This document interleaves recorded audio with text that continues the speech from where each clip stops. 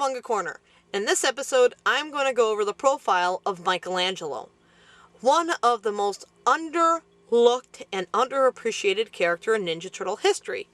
Now, why do I say that when Mike gets so many toys and so many episodes and so much spotlight?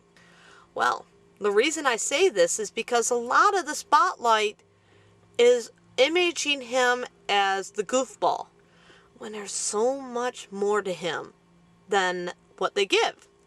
And they give us these other ideas of Mike's character through different areas of character growth.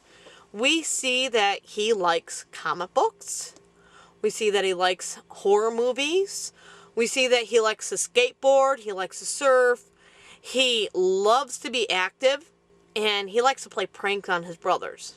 We also see, in a lot of episodes, him coming up with plans at the last minute that end up saving his brother's shells.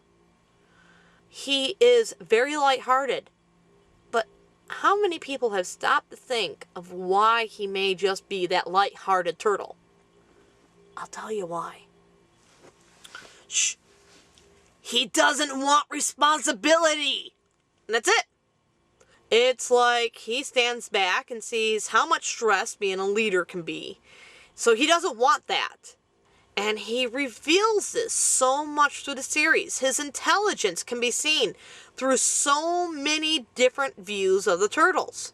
In fact, the only area of Ninja Turtles where I did not see that much of a light bulb popping on in Mike's head goes to the next mutation. They really did just focus on his goofball side.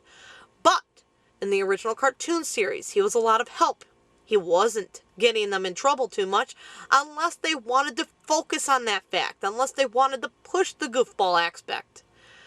Then, if you look at the original comic books, he was definitely more of a light-hearted character who enjoyed going out there and doing things that he liked to do. He wasn't getting in trouble. He knows how to fight very well. And he was able to help his family a lot. Though, really, you can see it in the Image comics. He's a writer in that.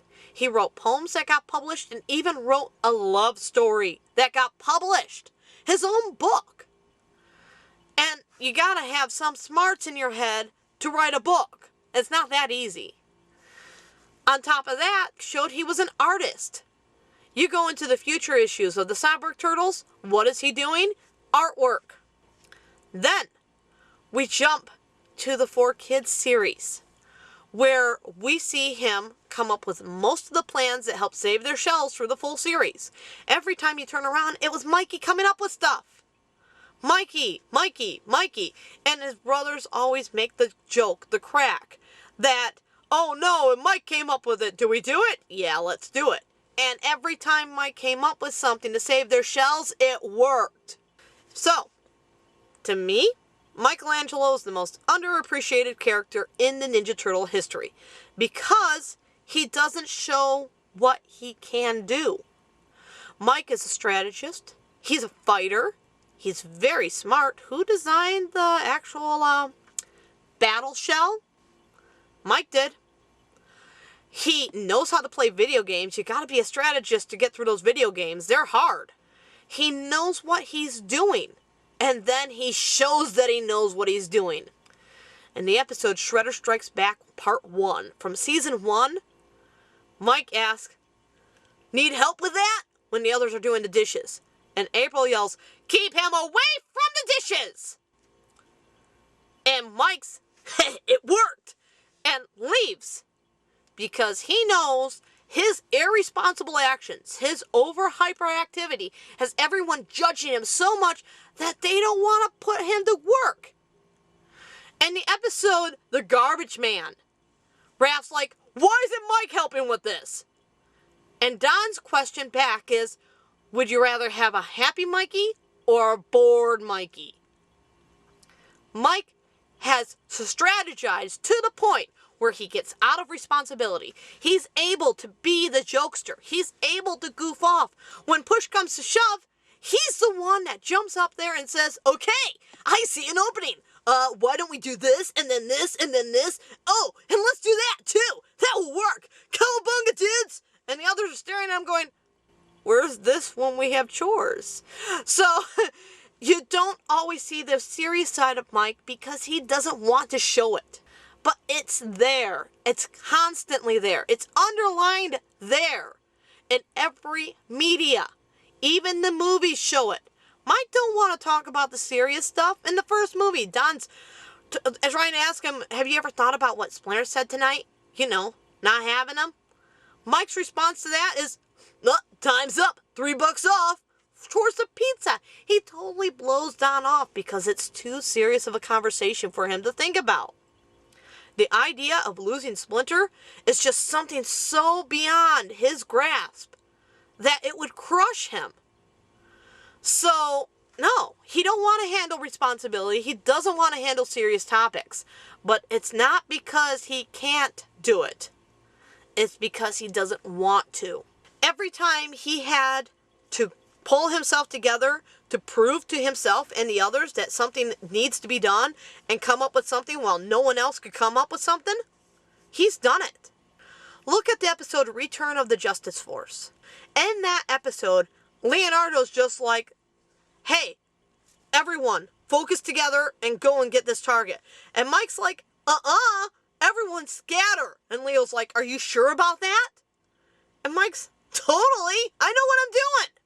When asked how he came up with the idea, it was how someone defeated that same type of attack in a comic book. He learns from his medias. He puts those lessons to use. Check out the episode's Note from the Underground. Who was the one who knew all the information about monsters? Mike. Yeah, he was terrified. But yes, he also got himself out of responsibility. Him standing there while his brothers are fighting the monsters and he's off to the side going, you guys go do the fighting. I'm staying back here because I'm scared. He gets himself out of it. But if he thought his brothers' lives were really in danger, he would have been out there putting his neck out. Overall, I became a Mike fan because of his lovable goofball status. But the more I watched Mike, the more I learned about him, the more I realized how much Mike and I have in common. I love art. I like to write. I do a lot of role plays. I actually enjoy doing a lot of different things that he enjoys. Now, not everything. My favorite color is blue. My favorite weapon is the bow staff. My favorite instrument is the drums, but I played the clarinet. I've never had an interest in the guitars. Nunchucks are fun to play with. And orange, I didn't even know the name of the color until I was like, Michelangelo's headband is yellow. And then they're like, no, it's not, it's orange.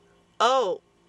When it comes to Mike as a character, I have so many different aspects of things in common with him that I became to respect him on a whole new level, which makes me despise episodes like Touch and Go, where Splinter's treating Mike like he gets them all in trouble, or Graduation Day, where again, Mike is left in the background like he's getting in trouble because he's playing video games. Mike plays video games, yes, but Mike also knows when he needs to put the remote control down to be there for his family.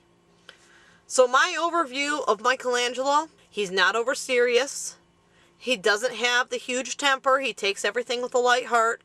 And he doesn't shallow himself down into being shy and just trying to work in his own areas to get away from the pressure of their life.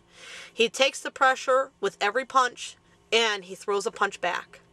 If it needs a punch, if it doesn't need a punch and they're being stressed, he's going to be the one to say, hey guys, lighten up. Here, we need the laugh. But he's there for each of his family on a sentimental value. And he realizes the position that they're in. So, Mike, wonderful character. Every media shows it. Every aspect of him. Yeah, people say they can't stand him because he's the goofball. But that's what he wants people to see. You watch his solo episodes and tell me that's all there is to him. The unconvincing Turtle Titan, or the Christmas Alien. Grudge Masters is a pretty fun episode when you realize just how well Mike can do in a battlefield when he realizes the danger that's around him. That's his true potential. The grudge match shows it. But he doesn't do it unless there's real danger. He doesn't want people to see they can put pressure on him. Let me know your thoughts on Michaelangelo. Give us a comment below, or leave us a video reply, or just let me know what you think. Give it a thumbs up if you like this. Next time on Cowabunga Corner, I'm going to talk about turtle food products. There was a lot of them back in the 90s, and we still have more coming out today.